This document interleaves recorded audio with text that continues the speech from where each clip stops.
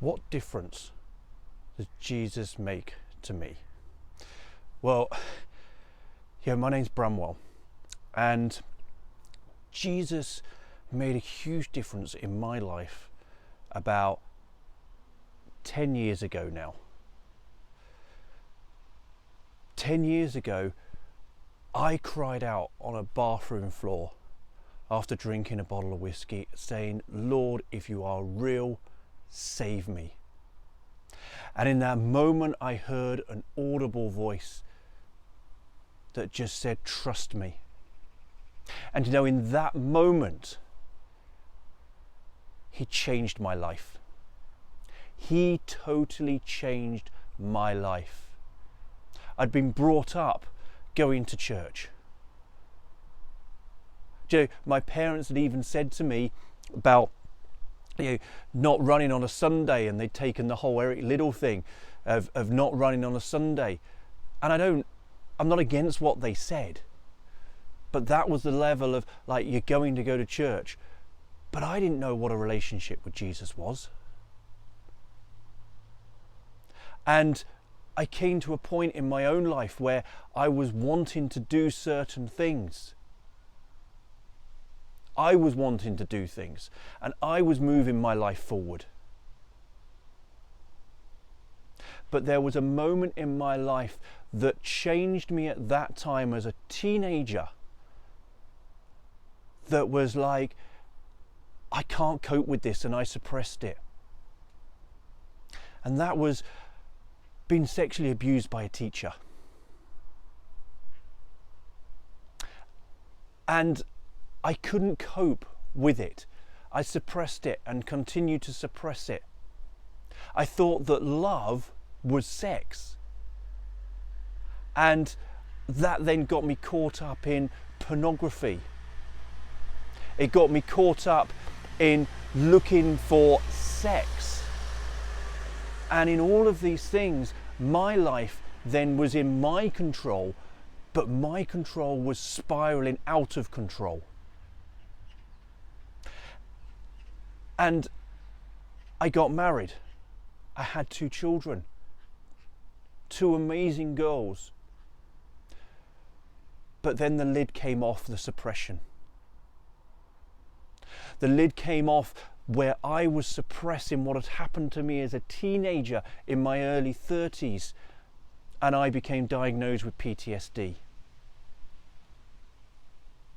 Everything that had been created as a layer on top of this was then exposed.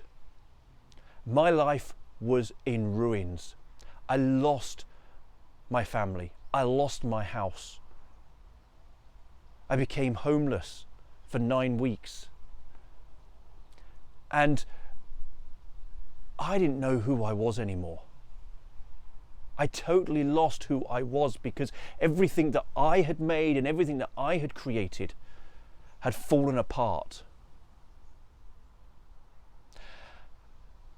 And then the British Legion stepped in and helped me get a flat. And so I moved into this flat after 9 weeks of being homeless, and in that flat I could then start creating my own life again. So I created my own life. I went back to what I had, what I knew, the pornography, the sex. But at the same time then, things were coming against me. Certain allegations were coming against me that was messing up with my head. The PTSD was getting worse. I had anxiety, depression. I didn't want to get out of bed. I didn't want to go out of the house. I was scared to leave my own house because of what people were saying and what people would then potentially be alleging, and all of these things. And I couldn't cope. And so I started drinking. And that was the moment then that, as I was trying to keep down a professional job as well, that I realized that my life was out of control. And I cried out. And I said, "Lord, if you are real, save me." And as I've said, I heard that audible voice saying, "Trust me." Do you know, in that moment, he took away the desire to want to drink. I didn't want to drink anymore. I didn't want the alcohol anymore to suppress the things that were in my head, to escape from the world that I had created. I didn't have that love anymore for the alcohol. A few weeks after that, I realised that I hadn't been taking my medication. Not because I didn't want to take it, I just totally forgot that I even needed to take it. And you know, within that, I suddenly realised that I hadn't had any flashbacks. The Lord had healed me of the PTSD. And I started to see the Lord's hand on my life. He started bringing people into my life that could help me deal with things. And after a period of a few years, and it was literally a couple of years, I then got to a place where I was happy. I was comfortable within myself. And being happy and comfortable in myself, I then said, Lord, bring me a godly woman. Bring me a godly woman into my life. A week later, he brought a woman into my life that, despite telling her the truth of what had happened to me and what I was going through, the fact that I was going through all these allegations that were bringing from my ex-wife and social services, that we were going into family court, she stayed with me. A year after we met, we were married. And the Lord then called us to Wales.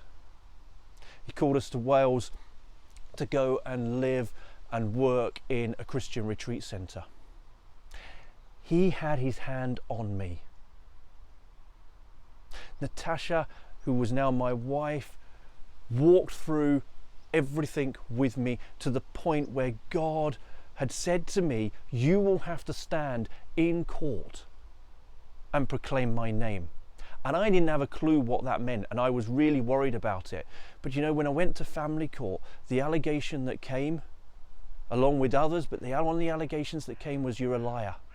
You've lied about your PTSD. And that was where I had the opportunity to share Jesus in a court. Because in that position, in that place, I was able to say, Jesus has healed me. And life then changed. Life then changed for me again.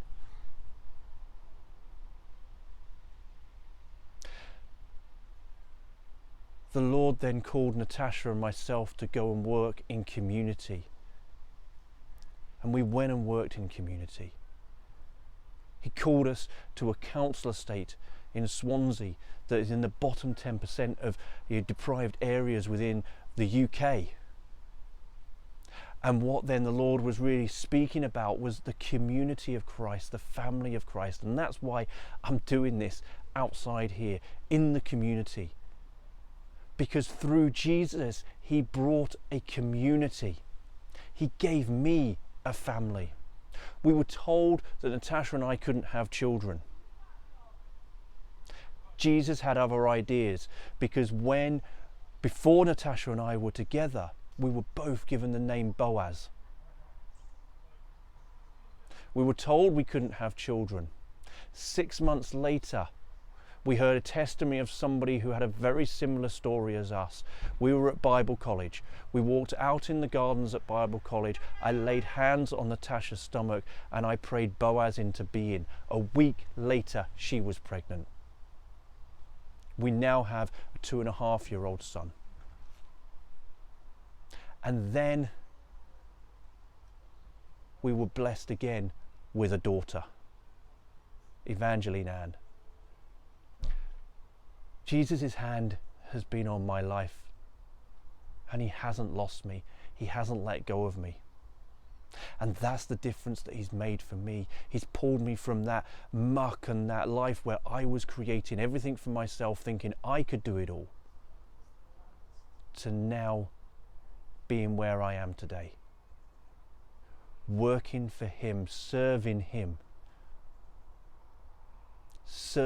in community, seeing the family of Christ grow, having a heart and a passion to see others come to Jesus, but at the same time them being discipled and walking that walk.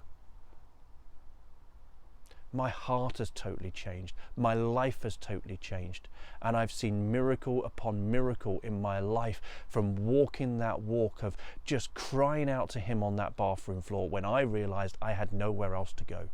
And you know, if Jesus can do these things for me, I know that he can do them for you as well. This is not just a one-off testimony.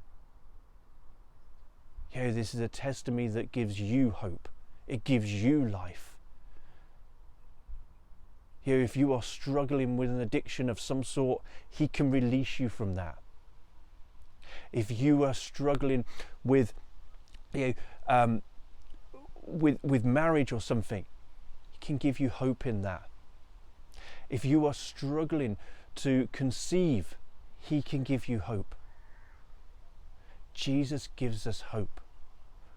When we walk that walk, when we lay down our lives and say, I can't control this anymore, I can't make this happen anymore, I don't know where to go, but Jesus, I'm coming to you and I'm giving it all to you. That's the difference that he's made for me. And I would never go back to that old life of trying to control things myself. If he can do it for me, he can do it for you.